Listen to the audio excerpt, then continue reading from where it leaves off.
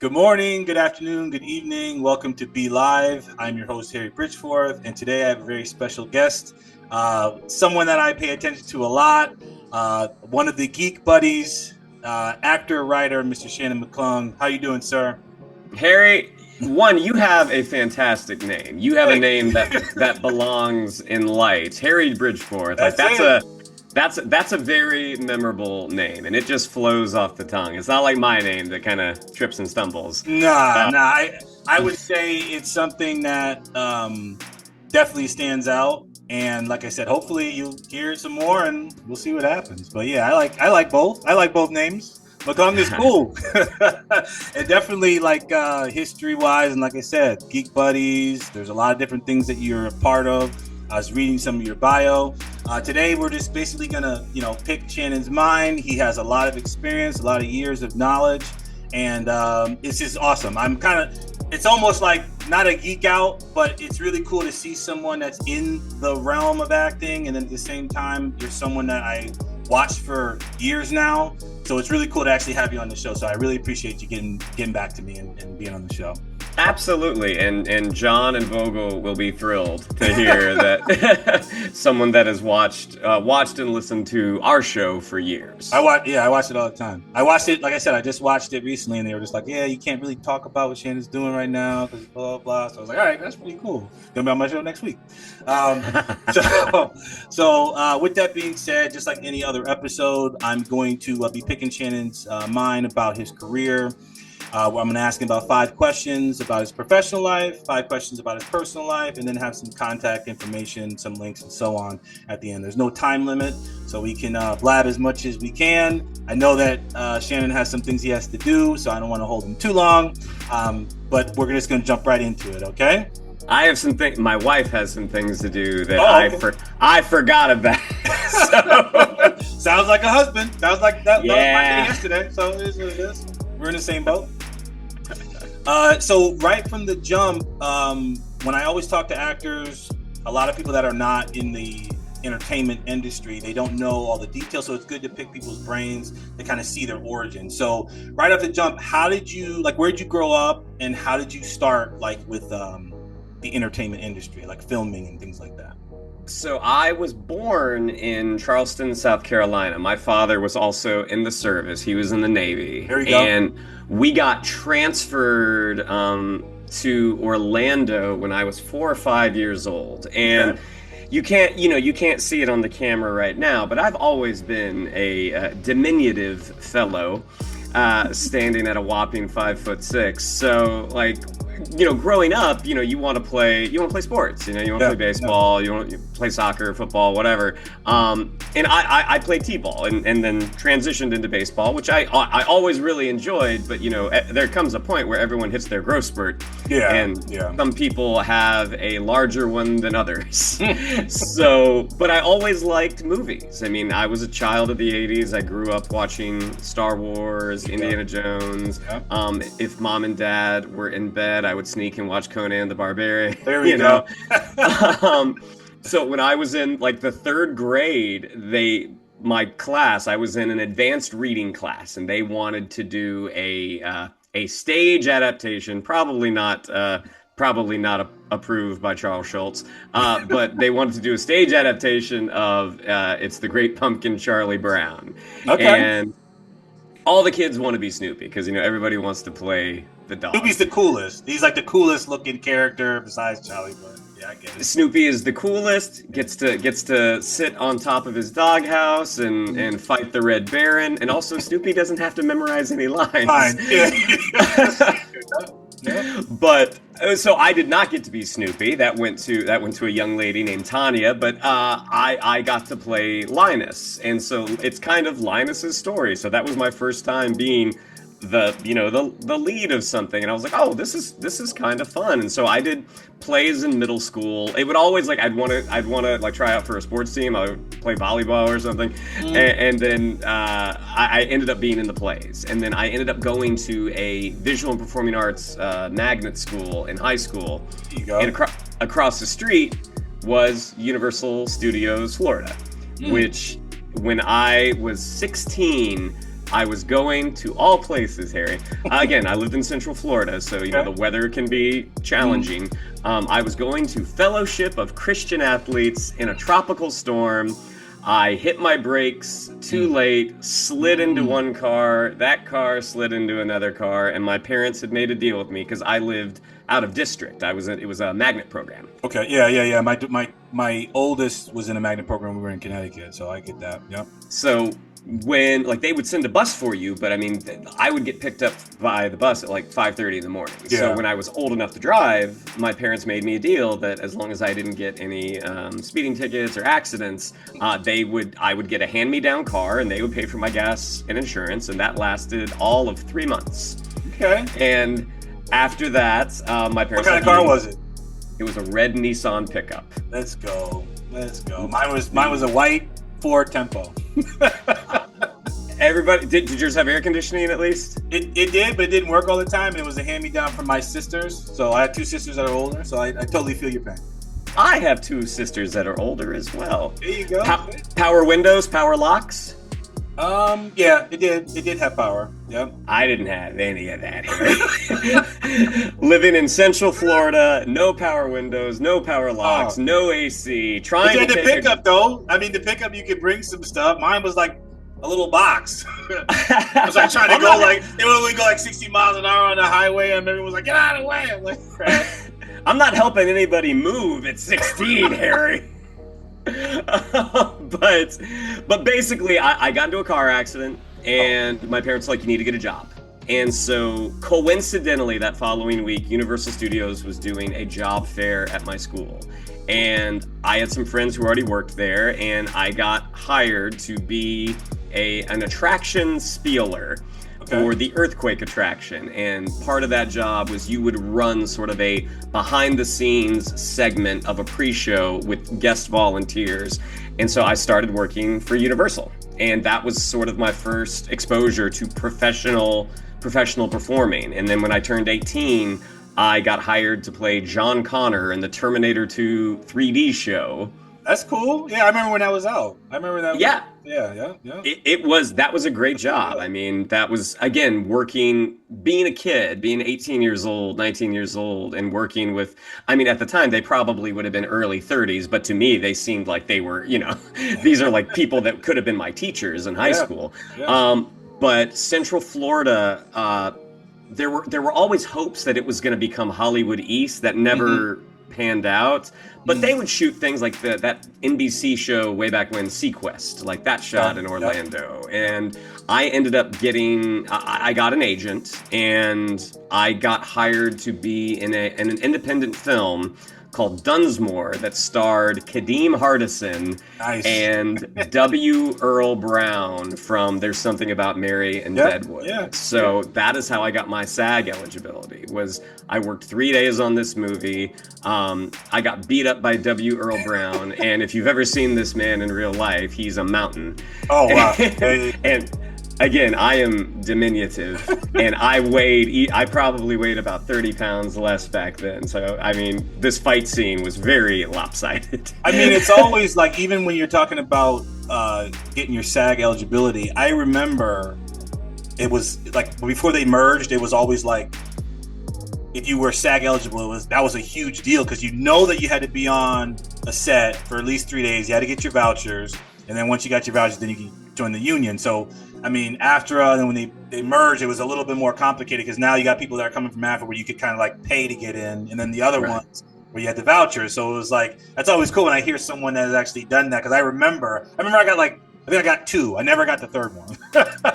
So I was like, it's like a rite of passage almost. If you got those vouchers, even though you got beat up, it was something that was worth it, because not a lot of people got it. So that's cool. Yeah, I mean, it was one of those things. I didn't understand the gravity of what I was doing until way after the fact. Like there was also a television show that had been filming, like a smaller show. Do you remember the Blair Witch Project? Yeah, of course. So the guys the producers and the creators of that were from Central Florida. They went to University of Central Florida, where I also ended up going and graduating from.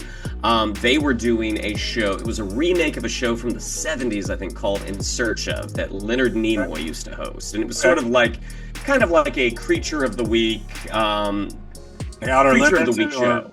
or Creature Feature type Yeah, of I mean, it wasn't so narrative. It was more Mhm. just talking about like, hey, this week we're gonna talk. You'd see a lot of these shows on like the History Channel now. Yeah, Like yeah, this week yeah. we're gonna talk about Bigfoot, and Mhm. my episode, it was about secret societies, and Okay. I played a young George W. Bush being inducted into the Skull and Bone Society at whatever Ivy Okay. League college you went to. I mean, it was all like narration. Like Yeah. I'm just kind of walking in. But I got AFTRA eligibility through that, and then after Mhm. doing the movie, I got SAG eligibility. And again, Okay. I didn't understand the gravity of it because I ended up going to work for Universal Studios Japan after that for 2 years, from like Yeah, I saw 2003. that. That's how was Japan? That's a crazy, you know, transition from United States to Japan and doing what you love. Amazing. Yeah. It was I heard. amazing. Yeah, the Japanese are such a welcoming people. And as someone who, I went away from my freshman year of college. That's where I ended up meeting actually Mike Vogel, Okay. one of the other Geek buddies. Yeah, yeah. Mhm. I was supposed to go back sophomore year, and I ended up coming back to Florida and being John Connor.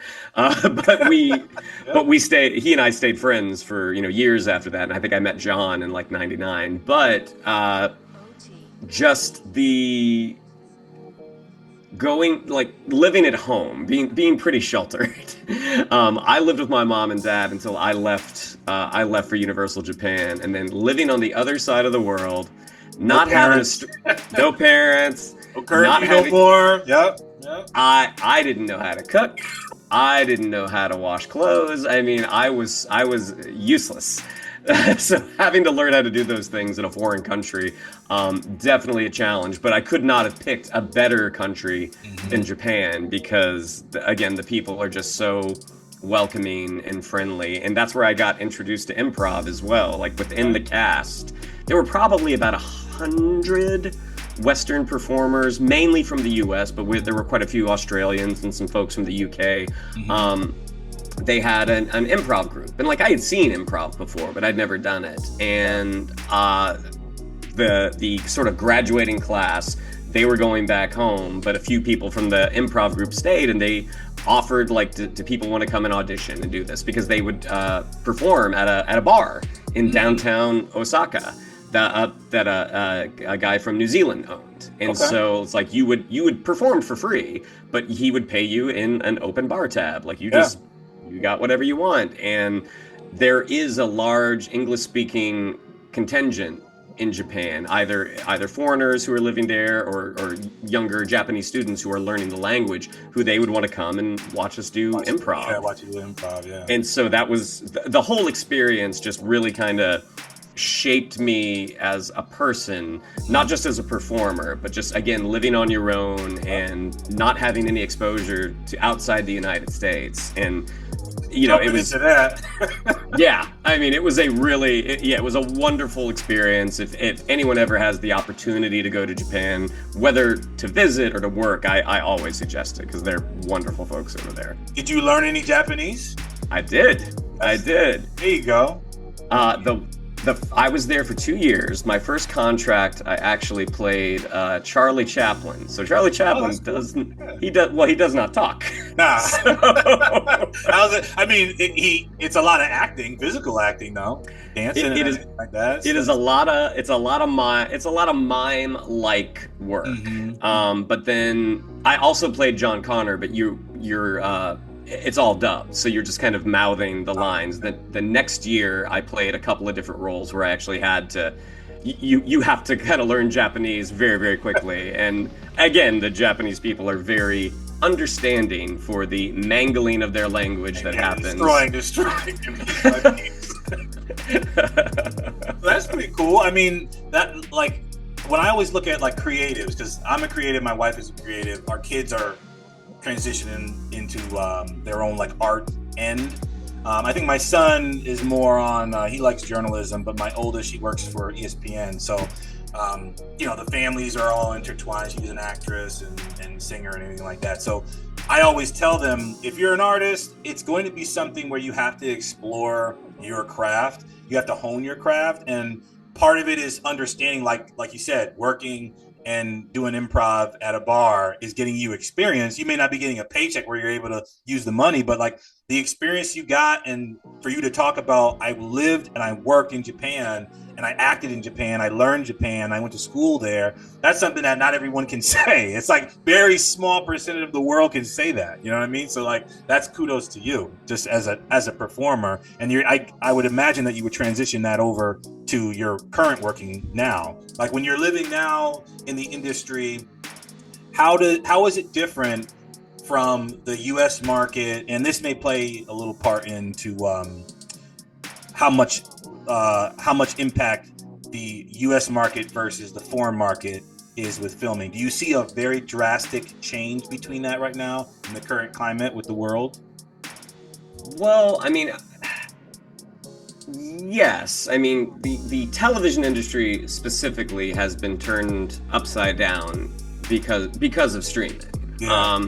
You know, when you look, like when I was in Japan, and granted this is 20 years ago, but the day and date release, that wasn't really a thing for movies.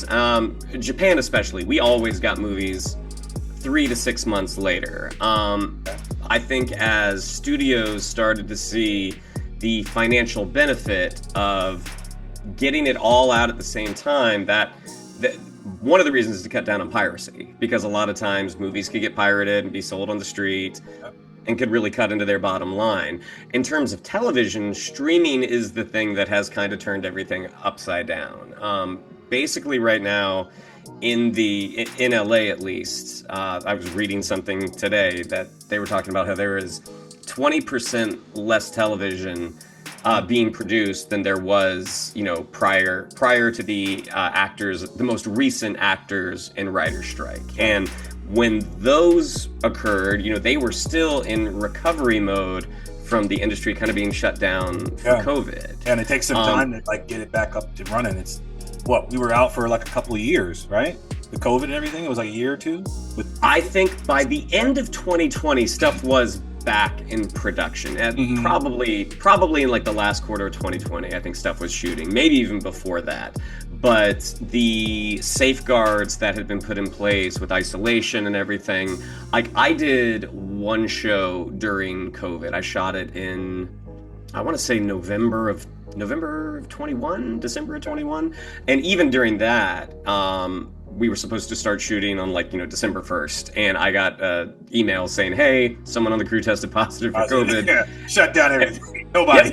Yeah, we gotta push to January. So like that was a common occurrence, and that is something that ends up costing studios a lot of money. And yeah, the whole everyone trying to get their streamer going and then seeing that the Netflix model of how they were able to make all this money wasn't entirely accurate.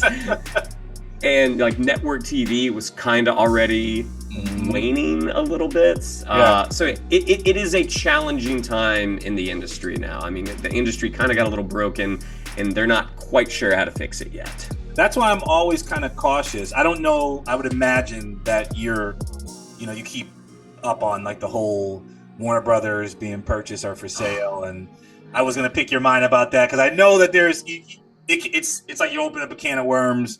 But since we're talking about streaming, Netflix is the originator of the streaming. At one point, they didn't have anything in theaters, and then they put K-pop Demon Hunter recently in theaters. My daughter was like, "Oh my God, Daddy, I love this!" I'm like, but they were like against that whole model. Now all of a sudden, now they're doing that, and then for me to think that they could possibly purchase Warner Brothers, I don't think it's going to go through, but who knows? What is your take on that? What happens if Warner Brothers gets purchased by Netflix? I mean, of the potential suitors, like personally, I don't want Warner Brothers to get purchased by anybody. Like I would like Warner Brothers is one of those great classic studios, and maybe there's an air of nostalgia, but also when you have like Paramount is also apparently kind of in the running to purchase it if if what is being reported in the trades is accurate. But what happens is if you have two studios and say they both make 10 movies a year, if they combine, they're not necessarily going to be making 20. Yeah. They're going to be, it might be more than 10, but it's not going to be what it was had they stayed separate. So when situations like that happen, there is a bit of a contraction in terms of output. And for folks like myself who are kind of like working middle class actors, like hanging on by our fingernails, but that affects everybody, not just people in the cast. I mean, that affects crew. Yeah, it's across the board. There's less production being made. There's less product. That's why I said a lot of people that don't know, they don't act, so they just see it. They see the end product. They don't know what it takes to get just a show together, just a scene together, just one movie together. So from an actor's perspective, I can definitely relate to you, because I forgot the percentage, but it's like 7% of actors or something like that actually live off of acting. They don't act. There's no real surplus of people when you always think, oh, this person's famous, they have a lot of money, blah, blah, blah. But you're not talking about all the other actors that are, the backgrounds, the features, the principals, the independents, the people on the cast, the crew, all those people that take to make that one movie. You just see that one face and they're like, oh, he's the star, or she's the star. But there's thousands and millions of people that are working in that same field, went to school, trying to make some money out of it. So it's always a disappointment to me when I hear that, when it really bases down to like making films like Netflix and Warner Brothers, it's like it's literally about just the money to a degree. They're not looking at like the craft of art, creating a film or creating characters. And it's sad sometimes when you see the dynamics of people fighting over this union and that union and this strike and that strike. It just sometimes is bothersome. And I know that it affects you to a degree because you're like in it all the time. So yeah, I mean, when you look back, like when I got to LA in 2005, I didn't start regularly auditioning and probably until about 2007. Okay. And even then, like I didn't book my first television credit until I'd been out here just about 2 years. But okay. The amount of television that was produced back then, when you had 4 major networks who had anywhere between 20 to 50 shows on, and some of them are doing up to like 26 episodes a season. Like that's a lot. That's a lot of people that are being employed, not just on the cast side, but on the crew side as well. And now with, even with network TV, I mean, there still is network TV. It's still very much a thing, but most of them aren't doing those seasons of 20 or more episodes. Like every once in a while you'll get a big show that does do sort of that higher Grey's Anatomy 36 seasons, The Pit we're gonna get into, that like you don't see that, you really don't see it. And then at the same time it's very hard, like you can't even really blame them because of people's lack of interest to a certain degree, their attention.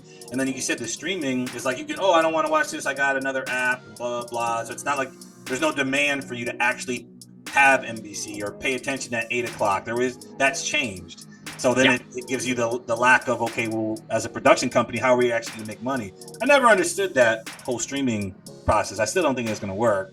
But Netflix obviously is pretty productive to a degree, I think. But even Netflix is kind of pulling back on how much stuff that they are producing. I mean, Netflix started off as movies in the mail. I mean, with DVDs, and they got into their sort of original programming. And a lot of Netflix's original programming is really good. But what will happen with a show? Like one of the shows that I wrote on was Strawberry Shortcake, Berry in the Big City. Like they made a deal that Netflix would be its second run home. So after it comes out, like I think it came out on YouTube. Okay. After it runs on YouTube for a year, X amount of months, it would then go to Netflix. So Netflix is like acquiring the show. Okay. So that is also what Netflix is home to. Like you'll see shows that had been on HBO or had been on another cable network that pop up on Netflix. So they have such a catalog of material, like they don't necessarily have to create new stuff because pretty much everybody has a Netflix account. And you'll get people who are like, I don't want to watch anything right now. Eventually they will come back. When the next season of Stranger Things comes out. I ain't gonna lie, that's like so the thing is that when you have that, with Netflix is weird. It's like 90% of the stuff on Netflix. I would say probably 85, 90% of it. It's kind of like just there. It's not like it's not a hit. But then that 10%, when they actually landed, I mean that ship's landing, and there's you want to literally get that app just for that. I remember downloading Netflix because there was one show that I couldn't get anywhere, and then it was like specific shows that they started coming out with. I was like, oh, I can't get that anywhere else. I'm gonna get Netflix. Or at least I'm gonna keep it. Like I like The Witcher. I like Stranger Things. There's a couple other documentaries that were on there, so it was cool to have it. But I remember what you're talking about. You get a little DVD. I think was Redbox the original Netflix, or was it like their competition? Do you remember that? I think it was their competition because Redbox was at the grocery store. Yeah, right? yeah. I would see like the Redbox, and I would just remember the color scheme. I couldn't remember when it switched, like when Netflix actually became like Netflix by itself. I remember that it was like at one time people were getting DVDs and they were renting some from Blockbuster, and then all of a sudden it was like streaming. You're like, stream? What is that? Like you can actually watch it, and it's going through the Wi-Fi. Like how does it work? And then it was like, okay, now that they're popular, now all of a sudden now everyone's trying to get on the same boat. Like, oh, you can stream MGM, or you could stream Paramount or Prime or whatever the case may be. But I can't honestly remember when it just switched. Yeah, I never did Redbox. No. It was always Netflix, because when I first got out to LA, I think Netflix was a thing by then. Okay. But I was on a shoestring budget. I didn't have cable, so but I could afford the 3 movies at a time plan, and so I would be getting season 1 of Deadwood, and then I'd have 2 movies coming in. I remember going to the grocery store and seeing that Redbox machine, but thinking like, I ain't got room in the budget. I gotta buy ramen for this week. Yeah. I remember. And then all of a sudden it was like, okay, now the boxes are gone. So it was just me. I couldn't remember when it switched or if it was the same thing. That was just on me. But yeah, I think that from an actor's perspective, when you know what it takes to get those things completed, it changes your perspective on when you see all this content out there. People are trying to create things now. You got social media and how that plays a part into like the demand on actors. I posted something I saw, Ethan Hawke, he was talking about the connection between influencers, people that have like a huge following, and they get cast in these roles for these films just because they have a lot of eyes on them, right? It's not about the talent to some degree. And it's sad because a lot of times when you're looking at I call them the gatekeepers, but the people that are actually making the money and putting the products together, they see that as, oh, I can make some money, let alone the projects can be good or bad. It's just that a lot of eyes are going to be on this project. How do you see that affecting actors? And I don't know if you heard about that AI actor and things like that. How much of an impact is that to your profession? Or I would say our profession, because I do acting too. So in terms of the influencer thing, one of the things that I used to do, because most auditions now are self-tape, like you tape it at home and send it in. Prior, like everything was in person. At least when you were living in like New York and LA. If you lived in the Southeast, because people are a little more spread out, they would do self-tapes. But in New York and LA, you're going into the room. And so there were a handful of casting directors that I had relationships with, friendly with, and they would bring me in for pilots to be the reader when bigger people would come in. Like they want to make sure that they've got an actor for this person to act off of, which was an incredible experience. I mean, you get to see how different actors prepare. Like you have some people who come in who are just so dialed in and they're polite, but they're not warm. And then you would have others who would come in and just be absolutely friendly. And then you'd have people come in and they were the opposite of that. But one of the things that did start to happen was you'd start to see influencers being brought in. And I never had a great impression. That's not to say that every influencer that gets the opportunity to read for a big role, that doesn't mean they're not talented. Just the ones that I saw, weren't necessarily. There's a reason that they were an influencer and not an actor. Yeah. And I would sit, would have a conversation with the casting director after the person had left the room. My thoughts were very clear on my face, and this one particular casting director's like, I know. She's I like, know. Yeah. I have to see them because they have 1 million followers on Instagram. Yeah. He's like, they're not going to get the part. That tape is going no further, but I have to do it because the casting director has a boss. This is wild. Yep. And granted, like, I'm sure there are some influencers out there who are actors who can come in and do a good job. Just none that I saw. Or it's like, because even when I commented on that post, I think it was a comment that Ethan Hawke, I can't remember who originally posted it, but I responded to that and I just said, just a safeguard from acting and going through, because I remember going through those auditions and staying in line, and then you got, you're preparing. Nothing really changed. You would drive. I remember it would be to the point where if I went to an audition, I'd have to really think, is it worth it? Because I'm going to spend more money to get to the audition, do the audition, and get back and then have to wait. Is it even worth it? So like that whole process changed. The dynamics of the interaction, like the personal connection, like you said, you knew casting directors that I would imagine, thought about you before when they had a role or something in the project. Now it's like, you send a video, everyone's in the same boat. If you have a certain amount of people that follow you, that can help to our marketing. So that's what they're focusing on. So like, if you're here as an influencer and you're a high caliber actor, now you're even, because maybe the actor isn't so prevalent on social media and not as many eyes are looking at them. But this person has, like you said, 1 million followers. They may not be a great actor, but they're going to push your project from a production standpoint. They're like, well, I'm going to go with this person. And that's sad, because then you're losing the quality of the project. And we're wondering why we get less quality with certain things, because a lot of that's happening. Influencers can bring in already established audiences, and ultimately, as you said, like it is show business. It is a business at the end of the day. They want their project to make as much money or get as big an audience as possible, and sometimes that includes bringing in someone that may not necessarily help the final product. Yeah.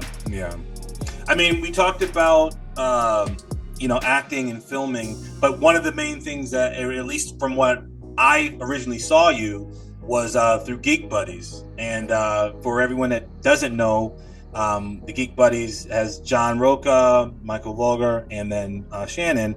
And I mean, when I first originally started watching, I'm like, this is really cool. You got the 3 personalities. You guys have very good chemistry visually. It seemed like you guys, knew each other. I didn't know anything about anything until we talked off screen.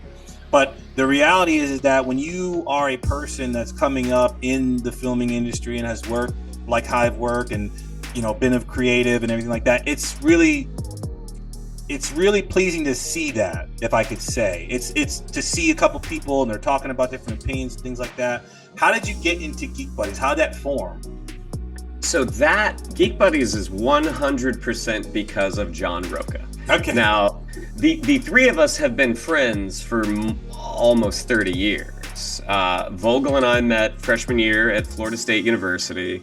I ended up meeting John because I left Florida State after my freshman year. I met John in '99 because I was performing at Halloween Horror Nights in Universal Florida, and Vogel had brought a big crew down from the theater school, and John was one of the people that he brought down. Oh, cool. So when I moved out to LA in '03, like John and I, like Vogel was already one of my closest friends, and John and I became very, very fast friends. Okay. So John was an actor at the time. Vogel went to school for acting, but he also went to school for art, and he got in on the executive side, and he was also a writer. Mm-hmm.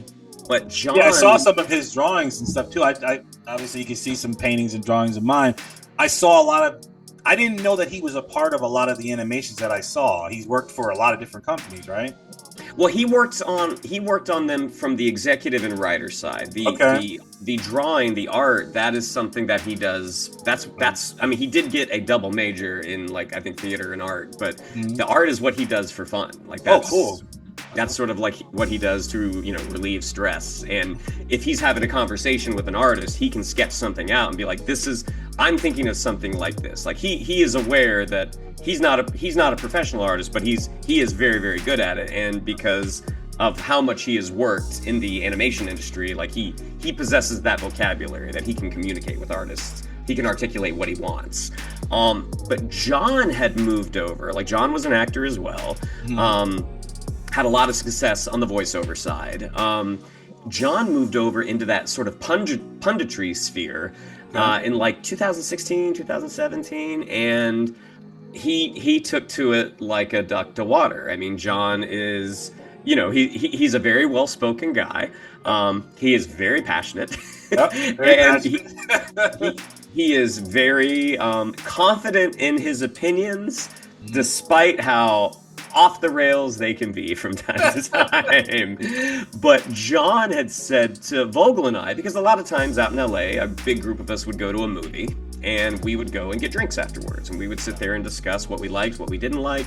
And John would always say, like, I want the three of us to do a show.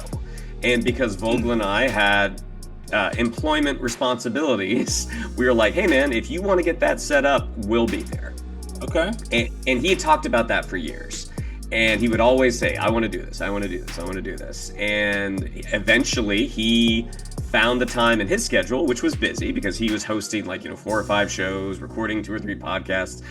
Eventually he was able to kind of get everything set up, and we had a meeting one night, like, are we going to do this? Like, yeah, let's give it a try.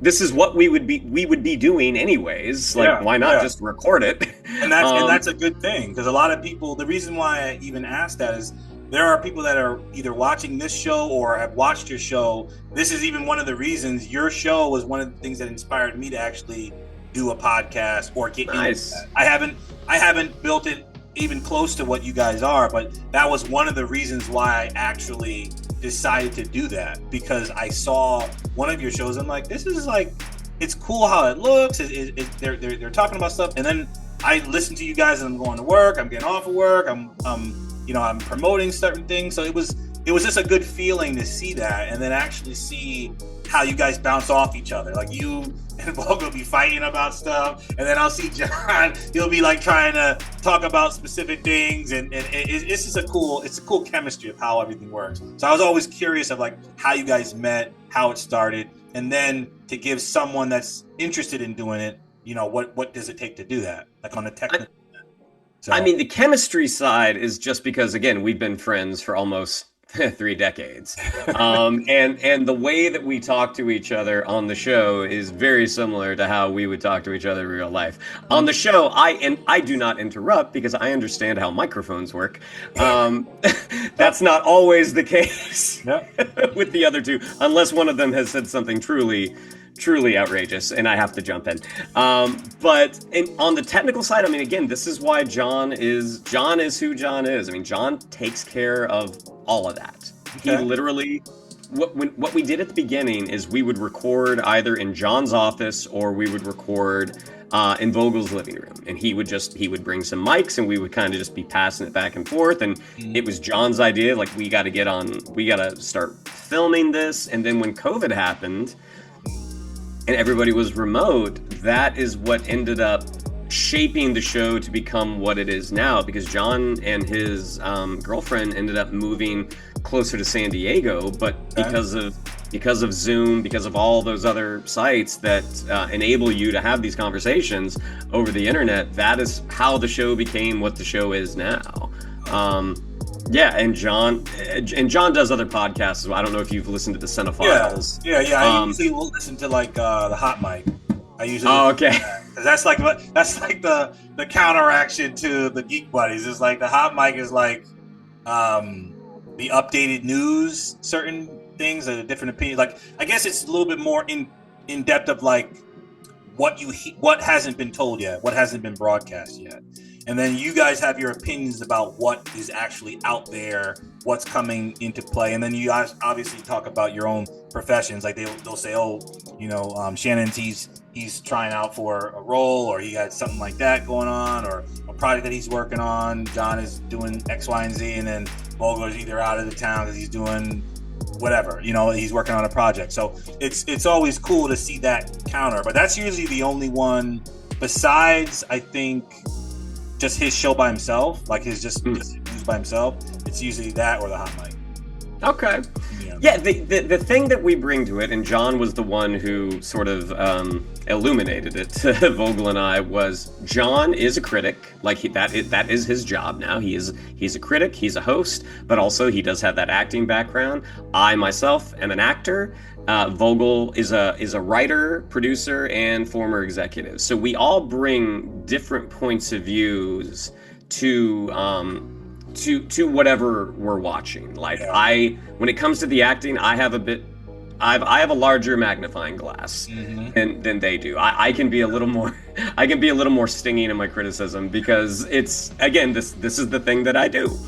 Vogel One of the reasons Vogel is so good at his job as a showrunner and a producer is he's always had this innate sense of structure and how stories need to work. Like certain beats have to be hit, and like obviously you want the emotional payoffs to be there. Yeah. But if your structure is kind of all over the place, then what could have been a tear jerker of a moment might kind of just make you go, oh, that's sad. And again, John being a critic and ridiculously certain in his point of view, that the three of us together, it's a weird little alchemy that at least our friends find entertaining. Yeah, I mean, I love it. Like I said, I'm a fan. So you guys keep doing what you guys are doing. You're definitely inspiring other people because it's a very interesting show if they have not watched it. And I think you guys, the informative aspect of it, you're touching on a lot of different pieces of the industry. And like you said, you're getting the pieces from the actor perspective, the critic perspective, the executive perspective, and how it all works tandem. So I mean, it's a great show. I appreciate you guys doing it. I don't anything you need on my end besides a fan. You got a new fan, new subscriber. So I'll keep promoting you guys' stuff. I love it. Well, thank you very much.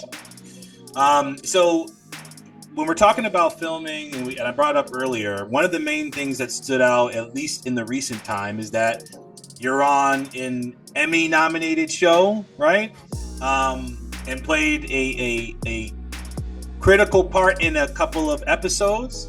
And we can't talk about anything that you're doing now. But The Pit, how was it working on The Pit? And how was that experience? Because it's a great show. Thank you. Yeah, the Pit, anytime a guest performer comes onto a television show, it is kind of like hopping onto a moving train because television is very much scheduled very tightly. They want to get the maximum amount of output that they can in any workday. As you know, if filming goes into overtime, that can be very costly. And right now in these, belt tightening times, that's the last thing that they want. But so any television show, it can have sort of a frenetic pace. For The Pit specifically, because of the nature of my role, which I play a flight nurse. Yeah. When I was working on it, one of the production assistants that I was speaking with, she was like, "Oh yeah, we know when you show up, it's like something real bad is happening." Yeah, that's what I was like. He's bringing in a guy on their gurney. I let them watch the show, but yeah, it's really pretty graphic. But yeah, it's good. But just the way that is shot. I mean, typically when you're like, I've done a comedy to drama ratio. It's probably about 60-40. Mm-hmm. So a lot of comedies, it's like it's two people talking. You're standing on a tee, they'll do a wide shot, they'll go in for the close up of one person, close up of the other person. They might do some other angles. With The Pit, because it is, again, we're wheeling in the gurney and someone's, life is hanging in the balance. A lot of times I can't even tell you where the camera is. It just seemed like it was like a continuous shot sometimes too. It's like they're just going around, right? It's not like how is that? I've never shot any show that's shot like that, where it's like you got one take and they got to do it. Like, is it normally like that? Like you get a couple of takes, and if you screw up, they just keep moving. Like, how does that work? So yes, so generally, if you mess up a take for television, you just want to keep going because just because if I fumble a line in the middle of this scene, there might still be usable stuff after that. So it's like just, and again, I'm speaking specifically of like something like the pit. Yeah. Because if you have, lifted someone off of a gurney onto a bed, they might be in heavy prosthetics. They might be, wrapped up with, machines attached to them. So to reset that, because you bobble a line it can be a lengthy endeavor. So I've certainly had those times on set where I didn't get the line out to the best of my ability. Like, again, there's a lot going on. You just get a little bit of marble mouth, but it's like you just keep going. There was I did an episode of the show Teen Wolf on MTV, and this is probably like 10 years ago. But I played a police dispatcher, and all of the dialogue, like normally when you're doing a scene, you can kind of find an emotional through line. So even though, like, you want to be as close to the script as possible. Like, some writers are some shows are very specific. Like, you need to hit every single word as it is written. Some are a little more flexible. Yeah. But as long as you understand where the scene is going, you understand the emotional arc. When you're in a scene like a police dispatcher calling out to different units about something that's happening, there's no emotional through line to that. And if you're not, if you've not worked in law enforcement or been on a radio, like, a lot of the stuff that you're saying is just kind of gobbledygook, But I had that kind of Michael Bay shot where it was a guy in a handheld camera, literally just walking around me in circles as I'm, calling out like coordinates or something, like, Unit 57. Yeah. The scene, the actor, his name's, I think it's Landon Ash. I think it's Ashby, but he played Johnny Cage in the original Mortal Kombat back in 1995. Yeah. The original one. Yeah. He played the sheriff, and I remember as we were driving to set, I had my sides because I feel like I had gotten the script like the night before. And I'm reading this dialogue and I'm like, oh man, this is going to be hard. And so he came in, he was very nice. He introduced himself. Hey, I'm Landon. Nice to meet you. And then he looked at the pages and he went, oh, I'm glad I don't have to do this. I'm like, okay. So we're acknowledging that I might mess up. Yeah. And I certainly had those moments where I didn't get things quite out. But the pit is kind of the same way. I mean, it's like I am not a medical professional. When I get the scripts, I look at the dialogue. My sister is a registered nurse, so I will ask her. I will ask him, like, what does this mean? What does this mean? What does this mean? I mean, I certainly have the capability to go on Google and look it up, but to hear it from someone that, a relative, she was like, this means this means this, this means this. If you say this, it's this. If you say this, it's this. I'm like, great, got it. Got it, yeah. The more I know about my character, the easier it is to feel comfortable in it. And that's the greatest part about acting. You're becoming, for a short period of time, you're becoming whomever that is. That person. Yeah. That's great. There is, after a successful take, which again, the tensions are running high as you're, wheeling this patient in. There is sort of a high that you get. You're walking away like, man, we got that one. Yeah. Director might come over, say like, hey, slow this line down, speed this line up. They might, really adjust you very minimally, but there is a great feeling at the end of a take, whether it be the pit, whether it be a comedy where you hit a joke and it landed just so. There is just the natural endorphins that rush through your body after that are amazing. Concurrently, when you mess up, same thing. It's even worse. It's like, the bad endorphins. Are terrible. Yeah. I mean, have you ever gotten on a set and it's like you just go blank? Like you just all your lines like, oh wait a minute, I study and then it's over. Oh yeah. It's a terrible feeling. Yeah. There was a show, the Charlie Sheen show, Anger Management. Okay. I played a veteran who had been wounded in combat, and so I was in a wheelchair.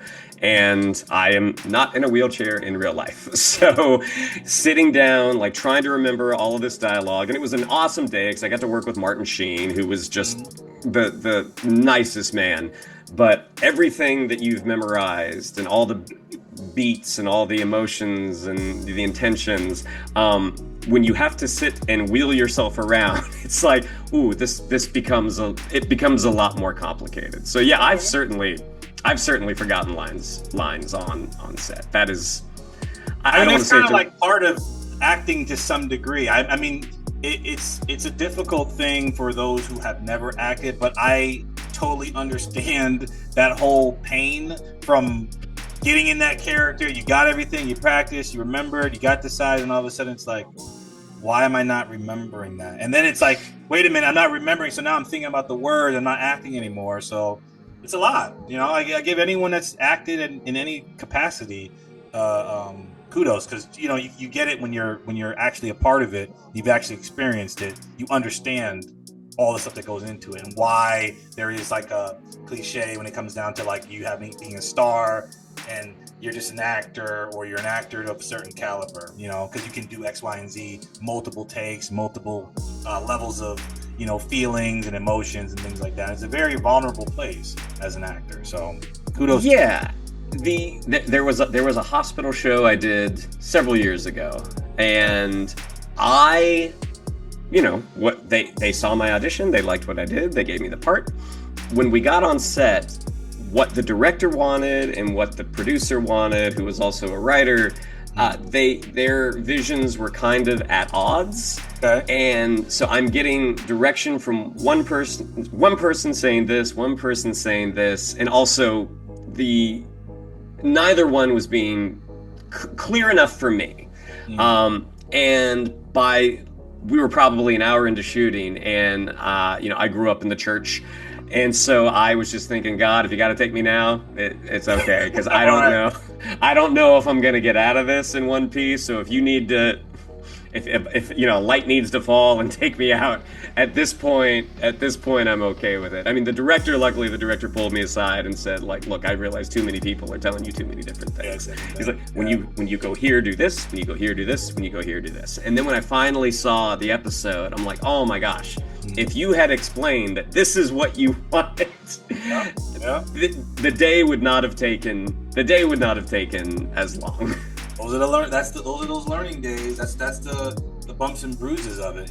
With any career, it's like that. You're gonna go through the phases. Now you can look back at it and say, well, I remember that. It's still certain things are gonna happen, but I mean, it's gonna be a lot less because you already prepared for it and you've experienced it. From an actor's perspective in your career, what do you see in the future for yourself? Like, what is your goal in the future? The next month, year? What are you looking forward to doing in the future? I mean, right now, it's just to try to keep working, just because there are not as many options as there have been in the past. I mean, the pit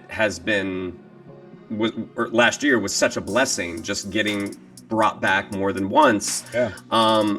And the fact that it has a 15 episode season, which is not the norm now. Like, you hope that television will return to that in some capacity. It's been a while since I've done a comedy. Last comedy I was in was in 2022. Okay. The show Party Down, which I had a little moment with Adam Scott and Ryan Hansen. And comedies are fun. Hopefully they're fun. There can always be situations. Hopefully they are. There can always be challenging personalities on set, but I love doing comedy. I mean, some of the best times I've had on set, whether it be like Brooklyn Nine-Nine or Silicon Valley or Workaholics. I mean, I love doing comedy. Like, I would love to get the opportunity to do some more of that. It's because it's been a minute. Nice. Well, I mean, you said about the church coming up in the church. I don't know what your belief system is now. I'm a believer. I've been, raised in the church and things like that. And, all I'm going to say is I'll keep praying for you.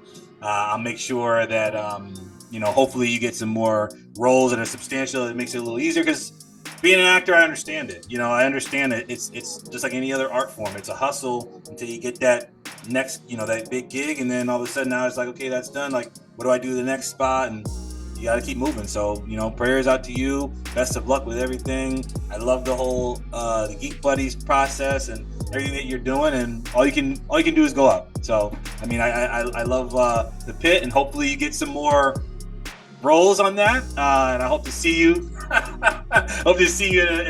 In several other seasons, sir. So, kudos to you, and I will definitely send some prayers your way. Harry, I really appreciate that. Thank you. Not a problem. So those are that's the first 5 questions. I'm just gonna pick your mind about some professional preferences, and then we're gonna do some contact stuff, and then you can I'll let you go so I don't hold you up for the rest of the night. All right? I'm ready. So these questions are, I call them the shotgun questions, either this or that. You can elaborate as much as you want, or it can just be I'll take this one over that one. Okay? Ready. First question right off the bat. Which is a better director, or who is the better director? Spielberg or Cameron? Spielberg. Okay. Spielberg is I'm guessing, is going to be more actor-friendly and collaborative. Okay, yeah. I mean, either one they have their pros and cons. Sport question. Who is the GOAT? Jordan or LeBron? I mean, as someone, Jordan ruined the Magic's second attempt at trying to get to the finals. Again, growing up in Orlando, so I'm gonna say Jordan. I think it's Jordan. Jordan. Okay, cool. This is more of a I don't know, a genre, but I particularly feel like they are connected to some degree. No one will say that it is or not, but are you a Voltron person or a Power Rangers? Voltron. Not even close. Yeah.